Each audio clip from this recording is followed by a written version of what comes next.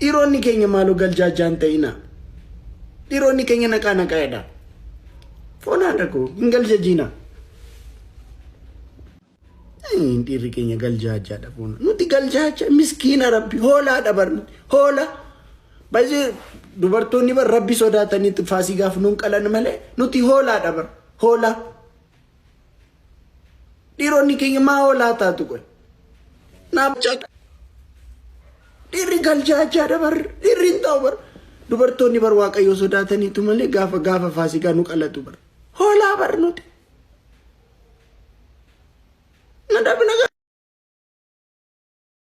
Reedii Adamii fi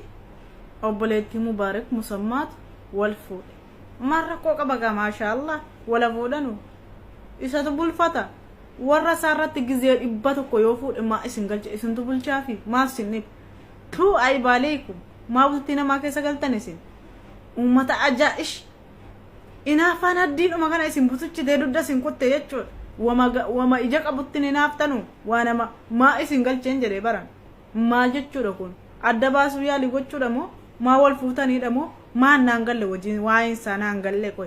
hammasin inni sin mataa gad deebiftan arrabsita Mubaarakiin obboleettii Mubaarak reedii inni sin mataa gad deebiftan hiikiidhamu maal jechuudha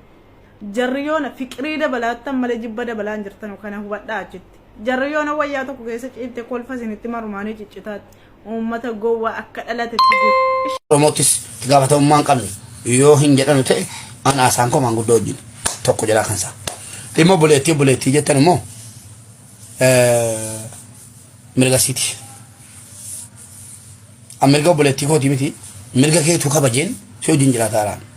ati obboleettii koo naan geessu eenyuun obboleettii koo naan ga'u dhiifama wajjin eenyuun keessan biyya dunaara jettan haga obboleettii kiyya naan geessan I'm sorry. Dhugaa dubbachuun firaman kutu. Yoo firaman kutu immoo fooloo keessan kaafadhaan ala. Amma. Dhugaan jaallattamu sila. Hundi keessan biyya duniyaa jirtan haga obboleettii kiyya haati kiyya naa deessee biyya akiraa deemtee naan geessan. Mirgasiiti. Abbaa beetee wajjin jiraattu. Abbaa beetee itti heerumtu. Nagaa taatee jiraattu. Deebiin kiyya kanuma jechuudha. Warra suuraa kiyya gad deebisee arrabsaa jiruufi jabaadhaa deebiin koo an mirga namaan eegaa baay'ee mirga namaa eegaa assalaamu alaikum warahmatullaahi wabarakaatuh hadhaa waan ajaa'ibaa akbara wayin nagee namni fuuldura jiru doktora sidiidha jechuun nagee mufaajaanatti ta'e ani hin barree garuu almuhim hadhaa keessummaa kabajaati kunoo maashaallah tabaarakallaa jedhaa hadhaa tajamu maajilama kuni niqab kabbaadha maashaallah tabarakallah akkasitti doktoraan doktor bin Afli Oromo Sheikh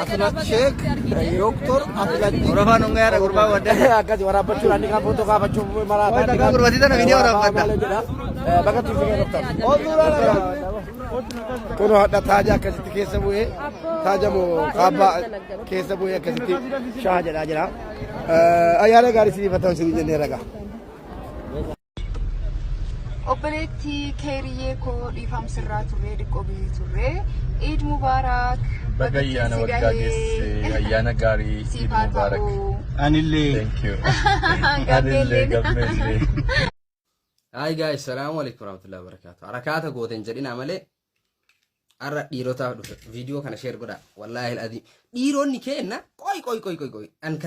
kan na cinqu kan yaada natti ta'u kan na dhibu yoo maraadaa taatan isin yoom gowwummaa akkanaa kana dhiiftanii xiqqooma waan tokko shamarran ta'e hin agarree Bangaalii Paakistaanii hindididi hudududeeje mina ayinat hizb ነው isiniin kun ummatuma akkamit keessattuu dhiironni biyya arabaa dhugaadha kun amma ko amma viidiyoo kaleessa intaloonni Bangaalii maal hojjeteetu irratti Oromoodha jedhanii intala biraa fuudhanii Oromoo galchan bakka kabiralli arabni illee akkas hojjette kam Oromooti lamindin ነው maaliidhaaf maali sababni hoo shamarran ta'e kan hunda badhiidhuma qabdi shamarran ta'e nakko gajjattee dalagdee kushiidaa keessatti duutee gajjattee gubaltee ganzaba fiddee abbaa ofii jijjiirtee achii kaatee of jijjiirtee obboleessa jijjiirtee sanirra dartee dhiirsa ofii si jijjiiraarti daalacha kaatee amma afaan maqaa sii balleessitu kan isiin ko kanarrattuu ko waan nama ajabu keessatti dhiiroon kan amma kana jedhuun kun agartee kan nama siin Bangaalii jaldeet minam jedhuun kun aboo shamara biyya Araba fuuna birrii qabdi mana qabdi nu jijjiirti yoo su jijjiir naatin mana abbaa qabbaa waan feete hojjette si ta'u itti haasee si dhawaatu dhiis mirga qabdi waan feete hojjette dhoorguun dandeettu miidiyaa martee faqri shaaloo minam jette hin jiru kun mafi deemiti bira dhaqi fuudhi baay'ee shamarran ta'e fuudhatu annasa fuudhaa shamarran haa heerumtu shamarran ta'e fuudhamuu qabdi fuudhamaan jirtu shamarran dhuguma kijiba miti koo jechuun serious kanaafu dhiironni gowwaan ta'ina waan xiqqoo tana jalan deemina waa adda hubadhaa waa adda baafadhaa tuni intalli yookaan warra lakkoofsa 11 yookaan warra soddaati malee amaaranyaa dhisiin haasoftu amaaranyaa akka namni kenna haasawuuti miti koo isinii gala miti kanaafu gowwaan ta'ina bannaa taachuu babbaa taachuu ስለዚህ ቪዲዮ ካለ ሼር ጎዳ ሸመረን ሞቱን ሶዳትና ዱጋ ረቢ ካናተን መጀም ሶዳትና እናትን ማደኑ ኒሲን ታቲ አከሲቲ ፉቴ አከርግት ጎቴ መላቅ ሲራኛ አተ እሺ አከ እርግት ተተባተ ከረጋቴ ብራዴም ቱን ታማ ከነ ጀቱን ከነ በር ኦሶ አቲ ፉቴ ከበጃዳም ቡልጅቴ ሲን ደም ደም በዳ ወጨቱ ነገር ተለገ ገበሬ አቲ ማሊ ፉቴ ሰረን ቡልጅ ነው ውሻ ሼር ጎዳ ዲርታ መና አባት ማልፍደን እናትን